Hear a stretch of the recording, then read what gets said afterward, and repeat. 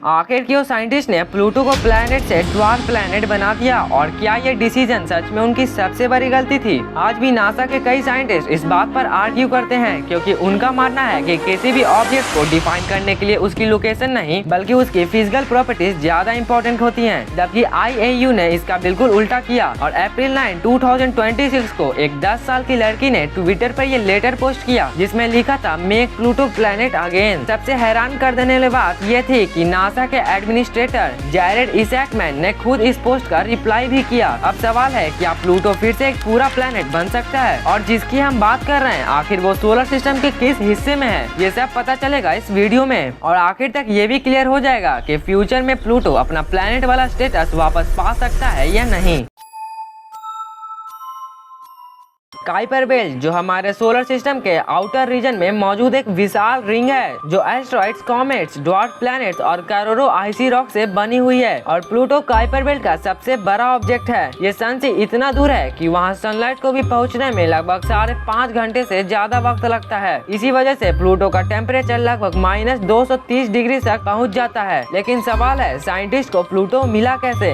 ये कहानी शुरू होती है 1906 से जब फेमस एस्ट्रोनॉमर पर्सिवल लोवेल ने स्पेस में कुछ ऐसा नोटिस किया जो बाकी सभी स्टार्स से अलग था। करोड़ों स्टार्स अपनी जगह पर स्थिर थे लेकिन नेपच्यून के आसपास एक ऑब्जेक्ट धीरे धीरे मूव कर रहा था। लोवेल को यह यकीन हो गया कि यह कोई स्टार नहीं हो सकता।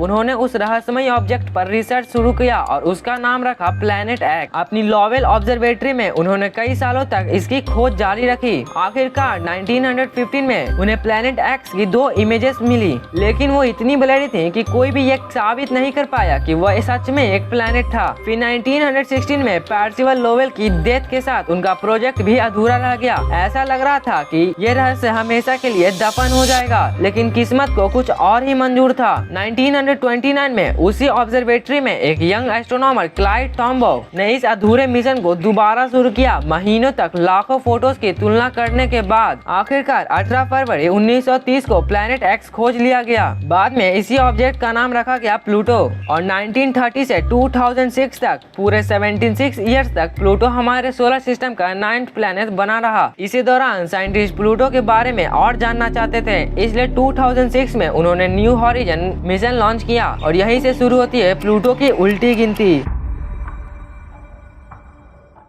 लगभग 9 साल बाद 2015 में न्यू हॉरिजन्स प्लूटो के पास पहुंचा। इसके बाद साइंटिस्ट को पता चला कि स्पेस में प्लूटो जैसे और भी कई ऑब्जेक्ट्स मौजूद हैं जिनके पास अपनी ग्रेविटी है और प्लूटो जैसे कई प्रॉपर्टीज भी हैं। इनमें एरिस, यूमिया और मेकमेक जैसे ऑब्जेक्ट्स शामिल थे। अब साइंटिस्ट के सामने एक नई चुनौती थी। अगर प्लूटो प्लैनेट है तो क्या इन सभी ऑब्जेक्ट्स को भी प्लैनेट मान लिया जाए? अगर ऐसा होता तो हमारे सोलर सिस्टम में 15 से भी ज्यादा प्लैनेट हो सकते थे। इसी कंफ्यूजन को खत्म करने के लिए इंटरनेशनल एस्ट्रोनॉमिकल यूनियन ने प्लैनेट की एक नई डेफिनेशन बनाई। उसके अनुसार किसी भी ऑब्जेक्ट को प्लैनेट कहलाने के लिए 3 रूल्स पूरे करने होंगे। नंबर 1, ऑब्जेक्ट को सन के अराउंड ऑर्बिट करना चाहिए। नंबर 2, ऑब्जेक्ट के पास इतनी ग्रेविटी हो कि वो खुद को लगभग गोल आकार में बना सके। नंबर 3, ऑब्जेक्ट को अपनी ऑर्बिट के आसपास मौजूद छोटे ऑब्जेक्ट्स पर अपना कंट्रोल होना चाहिए, यानी उसकी ग्रेविटी इतनी हो कि उसके रास्ते में कई दूसरा बड़ा ऑब्जेक्ट न रहे। प्लूटो पहले 2 रूल्स में पास हो गया लेकिन तीसरे रूल में फेल हो गया और इसी एक वजह से प्लूटो को प्लैनेट की लिस्ट से हटाकर ऑफिशियली ड्वार्फ प्लैनेट घोषित कर दिया गया। लेकिन कहानी यही खत्म नहीं हुई।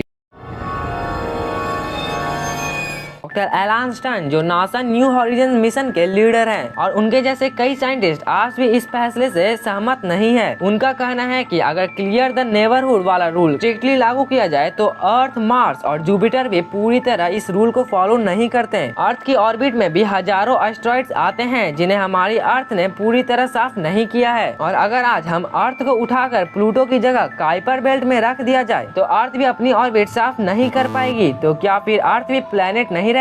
साइंटिस्ट का कहना है लोकेशन बदलने से किसी ऑब्जेक्ट की पहचान बदलनी नहीं चाहिए। अब सवाल है क्या IAU अपनी रूल बदल सकता है? तो जवाब है हाँ, IAU चाहे तो अपने रूल्स बदल सकता है लेकिन अगर सिर्फ गोल शेप वाले ऑब्जेक्ट्स को प्लैनेट मान लिया जाए तो सोलर सिस्टम में लगभग 100 से भी ज्यादा प्लैनेट्स हो सकते हैं जिनमें हमारे मून भी शामिल होंगे। इसी कंफ्यूजन से बचने के लिए IAU फिलहाल अपने रूल्स बदलना नहीं चाहता लेकिन प्लैनेटरी साइंटिस्ट अभी भी हार मानने को तैयार नहीं और ये आर्ग्यू आज भी जारी है। अगर भविष्य में रूल बदले तो शायद प्लूटो एक बार फिर प्लैनेट बन जाए। अगर वीडियो से आपको कुछ नया सीखने को मिला हो तो इसे अपने दोस्त के साथ शेयर जरूर करना। और अगर आप भी चाहते हो कि प्लूटो फिर से प्लैनेट बने तो कमेंट्स में ब्रिंग प्लूटो बैक जरूर लिखना।